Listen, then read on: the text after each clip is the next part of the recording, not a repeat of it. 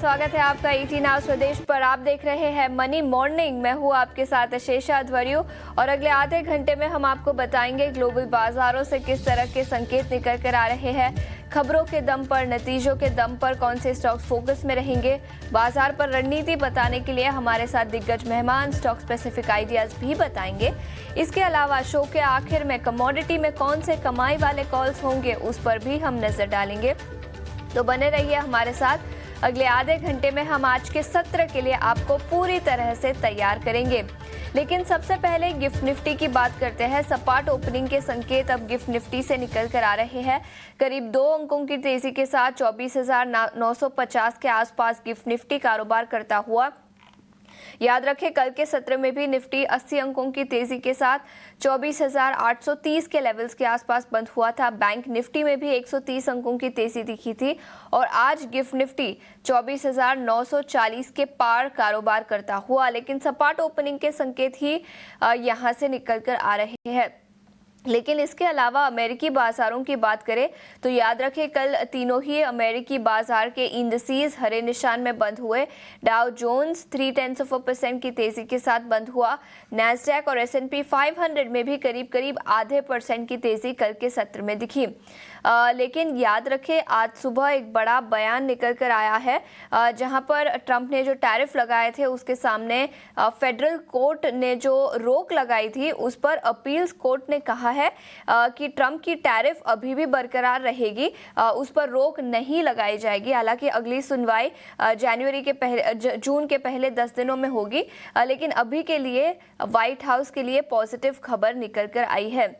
तो ये बड़ी खबर आज सुबह की जहां पर ट्रंप को रिलीफ मिली है और इसके चलते टैरिफ में अभी के लिए कोई रोक नहीं लगेगी। लेकिन इस पर पूरी डिटेल्स बताने के लिए और अमेरिकी बाजार और अमेरिकी फ्यूचर्स में आज सुबह किस तरह का एक्शन दिखा है ये बताने के लिए अब हमारे साथ अभिषेक जुड़ चुके हैं। Abhishek, good morning.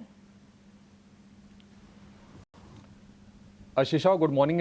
टैरिफ को लेकर अमेरिका में काफ़ी दिलचस्प ड्रामा चल रहा है। कल खबर ये आई कि वहाँ पर जो निचली अदालत है, जो ट्रेड कोर्ट है, उसने रोक लगा दी थी टैरिफ पर। दरअसल कुछ छोटी छोटी कंपनियां अमेरिका में ग्रुप्स हैं, उनकी मुकदमे पर सुनवाई करते हुए ये फैसला दिया था।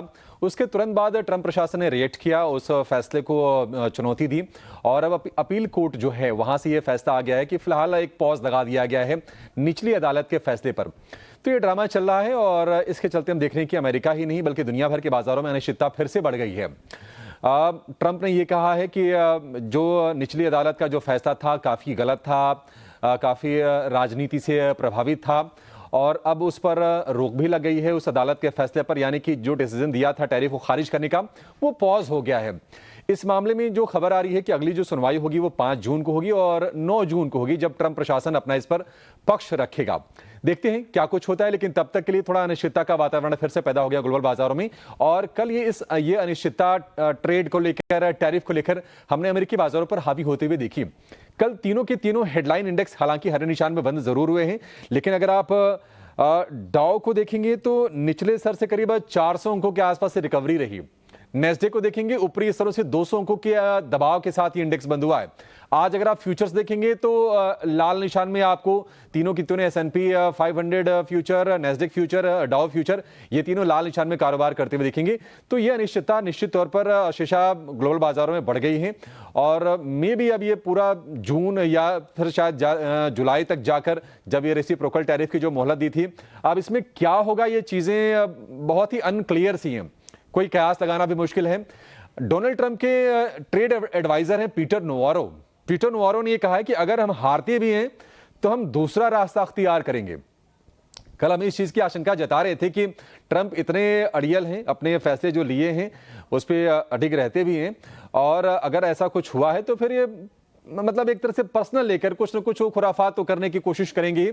और पीटर नोवारो ने यह संकेत दे भी दिया है कि नहीं कोई दूसरा रास्ता तो वो अपनाएंगे। तो मामला फिर से थोड़ा पेचीदा भी हो रहा है, थोड़ा कंफ्यूजिंग भी हो रहा है यहाँ से निश्चित तौर पर।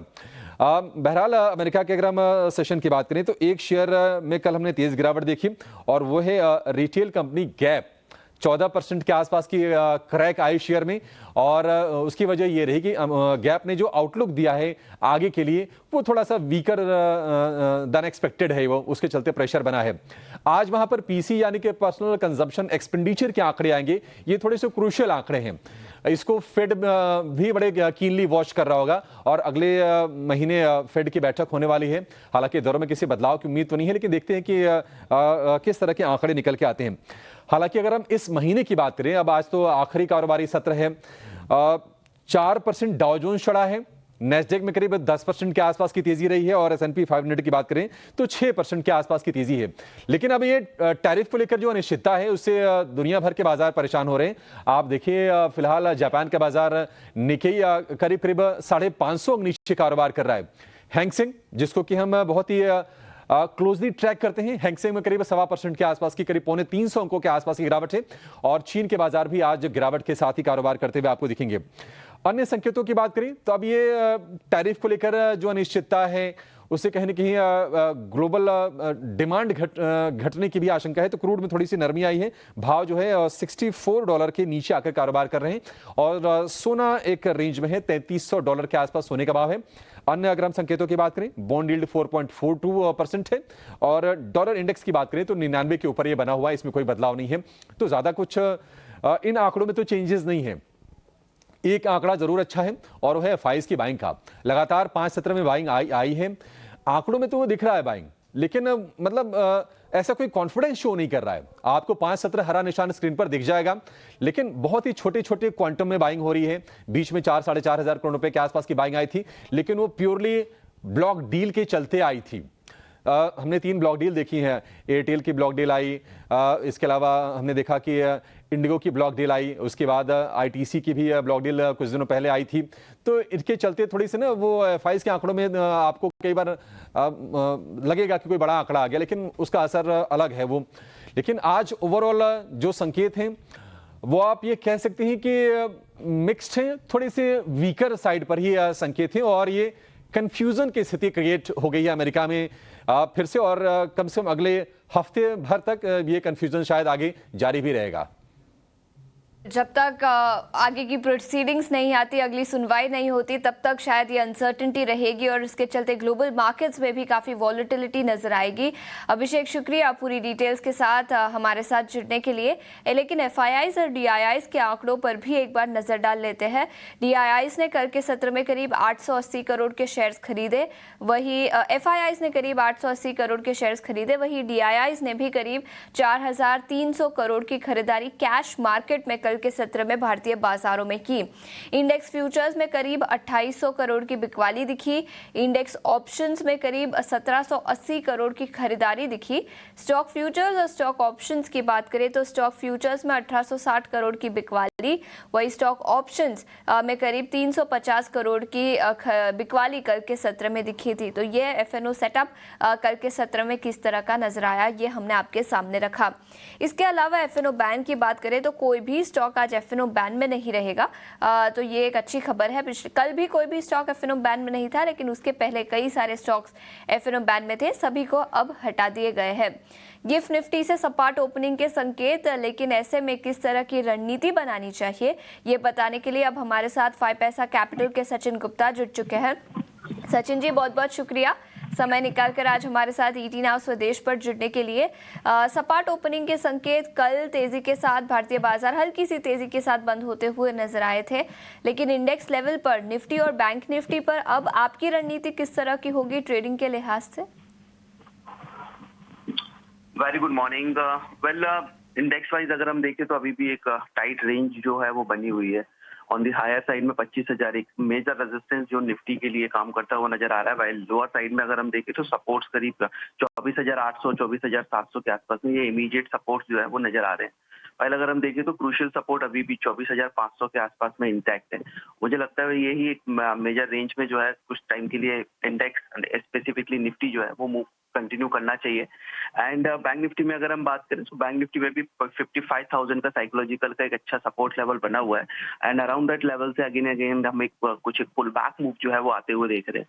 तो जब तक मुझे लगता है 55,000 के सपोर्ट्स इंटैक्ट है बैंक निफ्टी में, बायस पॉजिटिव साइड की रखने चाहिए। ऑन दी हायर साइड में 55,650 एक इम्पोर्टेंट लेवल है, जो कि अभी के लिए एक इमीडिएट रेजिस्टेंस बना हुआ है। मुझे लगता है वो लेवल जैसे ब्रेक होते हैं, अपसाइड पोटेंशियल टारगेट करीब 56,300 500 तक के लिए देखने को मिल सकते हैं।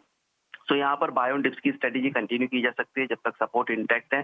ओवरऑल बाय ऑन डिप्स की स्ट्रेटेजी के साथ में इंडेक्स में काम किया जा सकता है। वेल, इसके अलावा स्टॉक स्पेसिफिक एक्शन मार्केट के अंदर कंटिन्यूसली बना हुआ है। प्रायर डे पे भी हमने देखा स्टॉक स्पेसिफिक मूव अच्छा था एंड उसके चलते कुछ स्टॉक्स पर जो है वो फोकस रखना चाहिए। तो यहाँ पर मेरी जो नजर है वो पहला स्टॉक मैं रिकमेंड करूंगा मोतीलाल ओसवाल। एक अच्छा लोअर साइड से अगर हम देखें तो एक अच्छी स्ट्रेंथ कंटिन्यू करता हुआ स्टॉक नजर आ रहा है। Overall higher highs higher lows formations में स्टॉक मूव कर रहा है। साथ ही साथ में वॉल्यूम्स पर अगर हम फोकस करें तो वॉल्यूम्स पिछले 4 से 5 ट्रेडिंग सेशन से स्टॉक के अंदर बढ़ते हुए नजर आए। तो यहाँ पे एक अच्छी बाइंग मुझे लगता है यहाँ पर जो है वो कंटिन्यू हो सकती है। सो मोतीलाल ओसवाल में बाय करने की सलाह रहेगी। स्टॉप लॉस जो है लाइक बाइंग की जो रेंज रहेगी अराउंड वो 810 813 के आसपास की रहेगी। स्टॉप लॉस रहेगा 793 का। 840 तक के टारगेट्स जो है उसमें देखने को मिल सकते हैं। दूसरा स्टॉक मैं रिकमेंड करूंगा वो रहेगा गोदरेज इंडस्ट्रीज। गोदरेज इंडस्ट्रीज में अगर हम देखें तो प्रायर डे पर एक अच्छा स्पर्ट जो है वो कंटिन्यू होता हुआ नजर आया था और ये एक जो कंसोलिडेशन नजर आ रहा था हमें करीब 1170 1165 के आसपास, तो वो फाइनली ब्रेक हुआ था। बट चूंकि क्लोजिंग जो है वो हायर साइड में सस्टेन होती हुई नजर नहीं है और अराउंड 1180 के आसपास में स्टॉक मूव करता हुआ क्लोज होता हुआ नजर आया। पर यहाँ पर वॉल्यूम बाइंग कल के ट्रेडिंग सेशंस में देखने को मिली थी। आरएसआई देखिए तो काफी अच्छे लेवल्स पर मूव करता हुआ नजर आ रहा है, अराउंड 60 के आसपास में वो भी सस्टेन करता हुआ दिख रहा है। साथ साथ डेली के साथ साथ अगर वीकली चार्ट्स पर फोकस करेंगे तो वीकली चार्ट्स पर भी अच्छे फॉर्मेशंस बन रहे हैं। पिछले 2 हफ्ते से स्टॉक के अंदर जो है वो एक अच्छी स्ट्रेंथ नजर आ रही है। मुझे लग रहा है मोमेंटम ये कंटिन्यू रहेगा एंड आज के ट्रेडिंग सेशंस में अगर ये 1180 1182 के आसपास में प्राइस मिलते हैं तो बाय इनिशिएट किया जा सकता है। 1157 का एक स्टॉप लॉस रहेगा। अपसाइड टारगेट करीब 1220 तक देखने को मिल सकता है। तो बाय ऑन डिप्स की रणनीति इंडेक्स लेवल पर और 2 स्टॉक स्पेसिफिक आइडियाज आते हुए, एक है मोतीलाल ओसवाल फाइनेंशियल सर्विसेज 840 के टारगेट के साथ खरीदारी की राय यहां पर। इसके अलावा गोदरेज इंडस्ट्रीज इस स्टॉक पर भी खरीदारी की राय सचिन जी ने दी है। सचिन जी बहुत बहुत शुक्रिया समय निकालकर आज हमारे साथ जुड़ने के लिए, स्टॉक स्पेसिफिक आइडियाज और बाजार पर रणनीति बताने के लिए।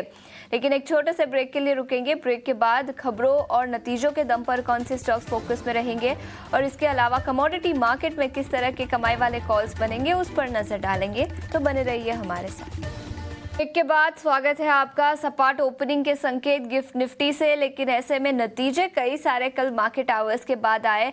कैसे रहे ये नतीजे, स्टॉक्स कैसे रिएक्ट कर सकते हैं, ये बताने के लिए अब हमारे साथ शरद स्टूडियो में जुड़ चुके हैं। शरद, आखिरी दिन शायद जब हम अर्निंग्स डिस्कस कर रहे हैं चौथी तिमाही के, लेकिन ब्रॉडर मार्केट से कई सारे कमजोर नतीजे हैं। जी बिल्कुल आशीषा, बहुत डिसअपॉइंटमेंट हुआ है। अच्छे अर्निंग्स दिख ही नहीं रहे हैं। सिर्फ एक अर्निंग्स मेरे को अच्छा दिखा है, वो है एनबीसीसी। बाकी सब इनलाइन मिक्स्ड। मिड कैप ले लीजिए, स्मॉल कैप, सब ने जो है डिसअपॉइंट किया है। यहाँ पे देखिए अच्छे नतीजे में सिर्फ एनबीसीसी आपके स्क्रीन में दिख रहा है।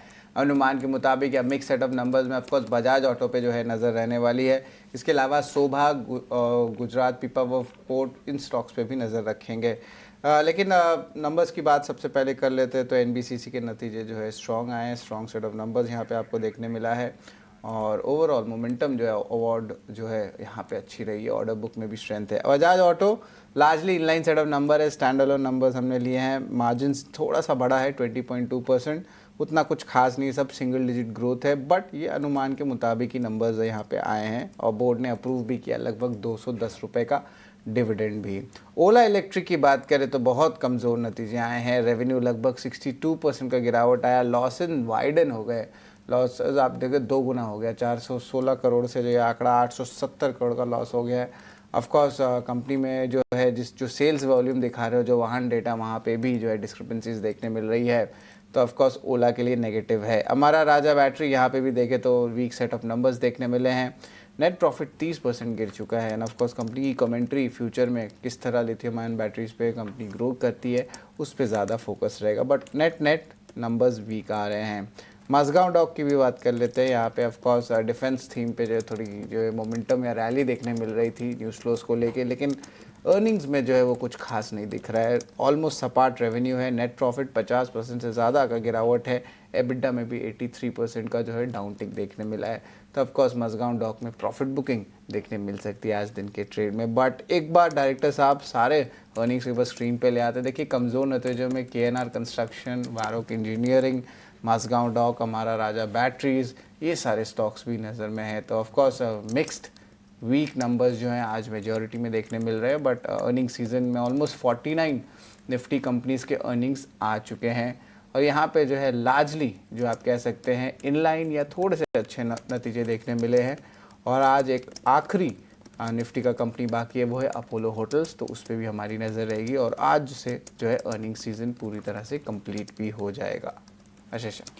बिल्कुल, तो कई सारे नतीजे, लेकिन कई सारे कमज़ोर नतीजे निकल कर आए हैं, जिसके चलते कई सारे स्टॉक्स नेगेटिवली रिएक्ट करते हुए नजर आएंगे। लेकिन याद रखें, चौथी तिमाही का अर्निंग सीजन अब खत्म होने आ चुका है और फ्रेश न्यूज़ फ्लो अगले हफ्ते से दिखेगा। लेकिन शरद, इसके अलावा खबरों के दम पर भी कई स्टॉक्स फोकस में होंगे। रियल एस्टेट सेक्टर से कुछ खबरें हैं, बताएं। जी बिल्कुल आशीषा, देखा जाए तो रियलिटी स्पेस में ऑफकोर्स कुछ अनाउंसमेंट्स मुंबई मार्केट में प्रेस्टीज एस्टेट के लिए, लेकिन अब सिर्फ स्टॉक स्पेसिफिक रह गया है। तो ये स्टॉक स्पेसिफिक मार्केट रहेगा, ज़्यादा मोमेंटम शायद हमें जो है सेगमेंट्स में ना देखने पड़े, लेकिन ऑफ कोर्स ऑटो सेल्स भी है तो उसकी प्रीव्यू भी सृष्टि थोड़ी देर में लाएगी। बिल्कुल। लेकिन खबरों वाले शेयर्स पे ऑफ कोर्स फोकस कर लेते हैं। इंडसइंड बैंक पे जो है नज़र रखिएगा, क्रिसिल ने रेटिंग जांच की जो है नेगेटिव बरकरार रखी है और उनके बॉन्ड्स ले लीजिए या उनके इंफ्रास्ट्रक्चर या बेसल 3 कंप्लायंट बॉन्ड्स। लेकिन नेट स्टॉक में जब भी नेगेटिव न्यूज़ फ्लो आता है, हम देखते हैं कि अब्जॉर्प्शन बहुत आती है बाजार में, तो ट्रेड जो है देख लीजिएगा, मार्केट खुलने के बाद भी थोड़ा वेट ज़रूर करिएगा। येस बैंक की बात करें तो बोर्ड कंसिडर करेगी फंड रेज 3 जून को, तो इस पर भी नज़र है। JSW स्टील NCLT की ऑर्डर को चैलेंज कर रहे, जो सुप्रीम कोर्ट की जजमेंट जो थी भूषण पावर स्टील पे, उसको लेके नेट पॉजिटिव है, बट ऑफ कोर्स अभी जजमेंट आया नहीं, तो लॉन्ग टर्म बेसिस पे जो है कोई ट्रेड ना ले।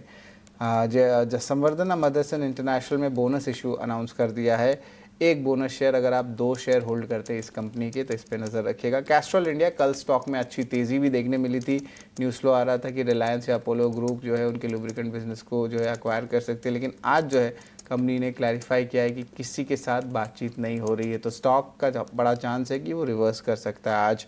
प्रेस्टीज एस्टेट्स, आशीषा ने भी कहा था कि एक इम्पॉर्टेंट वैलोर के साथ जो टाइप किया अंधेरी ईस्ट कमर्शियल प्रोजेक्ट में, जिसका एस्टिमेटेड ग्रॉस डेवलपमेंट वैल्यू लगभग 4,500 करोड़ रुपए का आता है। तो ऑफकोर्स रियल एस्टेट स्पेस में जो है पॉजिटिव न्यूज़ फ्लोज भी आ रहा है और हमने देखे रहे कि अच्छी तेज़ी जो है रियलिटी स्पेस में पिछले 1 महीने से देखने मिल रही है। कल में भी एब्जॉर्प्शन अच्छा था, तो लोगों जो इम्पोर्टेंट लॉन्ग्स हैं, रोल ओवर्स हैं, उसमें भी स्ट्रेंथ है आपके वायदे बाजार की रियलिटी स्टॉक्स में। तो ये अहम स्टॉक्स है जिस पर आपकी आज नज़र होनी चाहिए। बिल्कुल, तो इंडसइंड बैंक, इसके अलावा Prestige estate, real estate sector के कई स्टॉक्स खबरों के दम पर आज के सत्र में फोकस में रहेंगे।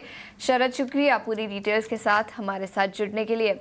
लेकिन आगे बढ़ते हैं, कमोडिटी मार्केट पर नजर डालते हैं। पिछले कुछ दिनों से काफ़ी एक्शन यहाँ पर दिखा, जियोपॉलिटिकल टेंशन्स, टैरिफ वॉर के चलते। इसके अलावा अब जो नया बयान निकल कर आया है, जहाँ पर कोई रोक नहीं लगाई जाएगी डोनाल्ड ट्रंप ने जो टैरिफ्स लगाए हैं उसके ऊपर, इसके चलते भी कमोडिटी मार्केट में एक्शन दिखेगा। लेकिन ट्रेडिंग के लिहाज से किस तरह की रणनीति बनानी चाहिए, ये बताने के लिए अब हमारे साथ कमोडिटी पर भूपेश शर्मा भी जुड़ चुके हैं। भूपेश जी, बहुत बहुत शुक्रिया समय निकालकर जुड़ने के लिए। बताएं, सोने और चांदी पर सबसे पहले किस तरह की रणनीति बनानी चाहिए?